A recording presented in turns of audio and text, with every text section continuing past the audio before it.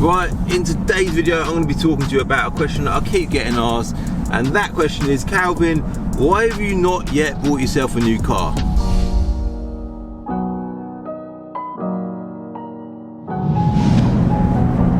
Yeah, this is quite an interesting subject, isn't it? Why, Calvin, why have you not bought yourself a new car? And it is a bit of a strange one for me, because throughout my whole YouTube journey, in fact, let's rewind a little bit to when I begun my venture as a car trader. When you start off as a car trader, every penny you own, you can't afford to spend money on luxuries, because you want to put every penny that you earn into stock. Yeah, you're stupid to spend it on anything else, because that's going to hold you back with earning money, right? So as I got to a point in time where I started doing YouTube, and then I thought, well, you know, it'd be good to have my own car, like the Calvin's Car Diary car. And I think first of all I bought the Evo 10, that was years ago. Then I bought the GTR, and then it sort of unfolded from there. And I recently sold my M6. I then got the Alfa Romeo Giulia Quadrifoglio. Didn't gel with that, sold it, and I've not replaced that car since. And a lot of people are like, Calvin, what car are you getting next? And believe me, I am constantly on the hunt for my next car, but there are, I suppose, a few reasons why I haven't yet bought myself one, all right? And that's obviously what the subject of this video is going to be about. So I'm currently driving the Discovery 5 that I bought in a recent video. If you didn't see that video, check out the banner and top. I think it's that corner. I always get it bloody wrong, don't I? One of the corners. The reason why I was getting it wrong, because I suppose that looks like the wrong, it must be that corner, whatever. Forget about that anyway. This car, let's talk about this car. It's a lovely thing, right? When I picked it up, it had been for a 4-day detail by them guys at Unique One Detail. It was stunning, right? It is now filthy dirty. The simple reason for that is because I've been pretty much daily driving it. And you know what? I really like, I don't know what, that's a lie. I don't really like, I do like it. It's a nice thing. It's very practical. It serves a great purpose. It's got it all going for it, all the luxuries that I like in a car. But it's a bit, you know, it's a 3-litre diesel. It ain't too powerful. And when I drive a car, I don't drive a car because, I'm sure a lot of you lot will relate to this, my reason for driving is not to get me from A to B. This is not just a mode of transport. This is a mode of enjoyment. I enjoy driving, right? I love getting into a car, and I might put my tunes on, stick my heated seat on, listen to the sound of the engine roaring, feel a bit of power. I love the whole package of driving a sports car, right? And yeah, this is just a car that gets me from A to B in comfort, which is amazing, which suits a lot of people, I know that. It's also quite good on fuel, which is different for me, but it just ain't the exciting thing that I like to daily drive. So I've also been driving the Mercedes C350E, the hybrid electric car. I thought I'd give that a chance. You know, I keep ruling out hybrid cars in my life. Let's try and do the Seat. See you later, Mr. Seat. I drove that for a couple of days, hated it. Like, that's probably a bit harsh, didn't hate it. Again, it's just a purpose car, yeah? It gets you from A to B, does a very good job of it. It's got all the luxuries you want, and it's quite cheap to run, right? But again, that's not me. Now, I am constantly, as I'm sure a lot of you lot are, looking on eBay, on Auto Trader, on Piston Heads, Gumtree, whatever, looking for the next dream car, right? And there are many factors why I've not yet bought myself a new car. One of them, or the first one being, is going back to what I just said about the car trade.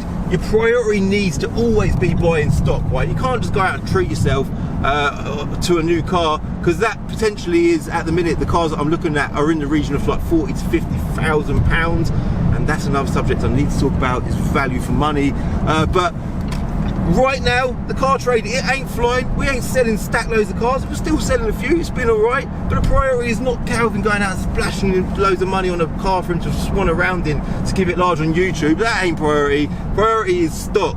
I could have bought myself a nice little C63 AMG instead of buying this Land Rover Discovery 5, but I chose to buy the Disco 5 because there's an opportunity here, or a chance that I might earn a bit of money out of it. And that, for me, is always my priority. YouTube, as much as I absolutely love YouTube, it is a thing that I spend a lot of time doing, and I'm very committed to it. My priority over YouTube is obviously work, yeah?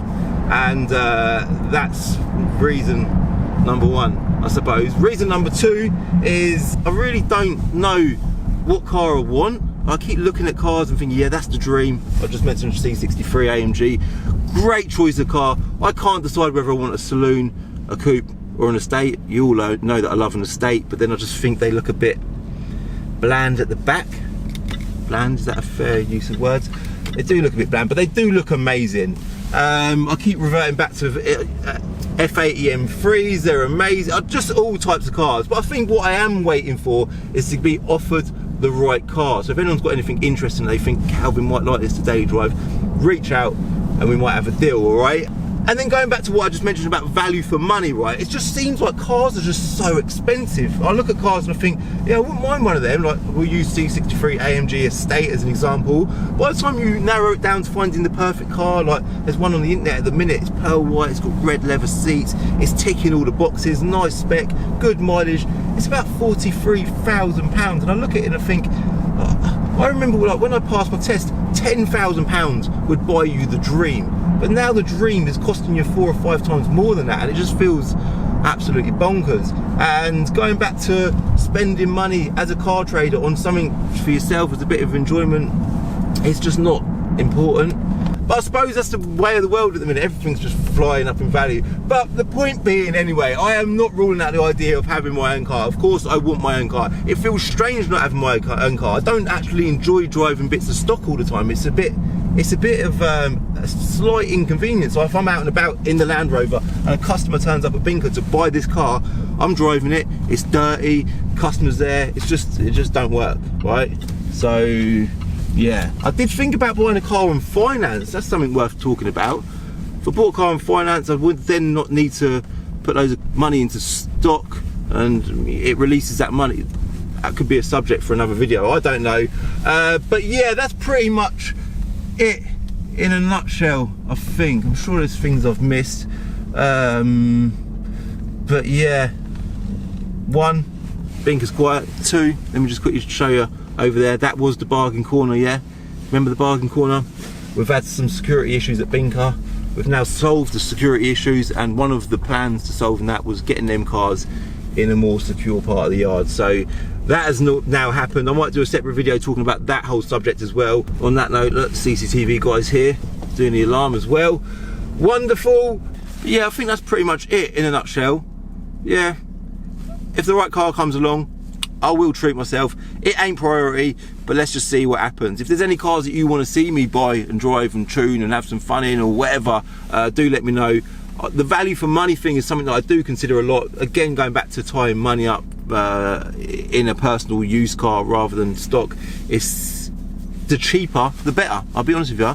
That's why I've looked at, I mentioned before about 335D X-Drive Touring. I think that's a cool car. It's £20,000. Great value for money car, loads of potential to tune, and they're quite a nice thing. Obviously it ain't the dream to a lot of people, but you know what, to me that's quite a cool car.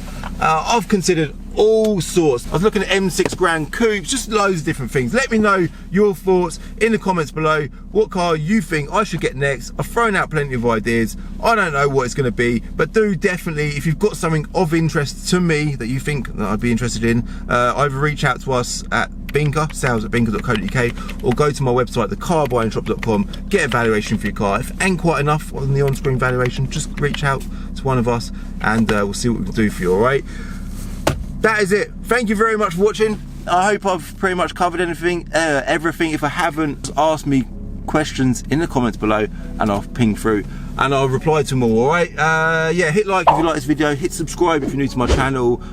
New video every Wednesday and Sunday at 6 o'clock. I feel like I don't put that message out enough because a lot of people are like, really? You post that often? Yes, I do. Twice a week without fail. And if you're on Instagram, give me a follow on Instagram at Calvin's Car Diary, right? Bye. In the next episode of Diary of a Car Trader, those of you that follow me on Instagram will know that I've just bought an F80 M3 competition. To find out more about that car, check out my video that I've got coming on Wednesday at 6 o'clock. I'll see you then.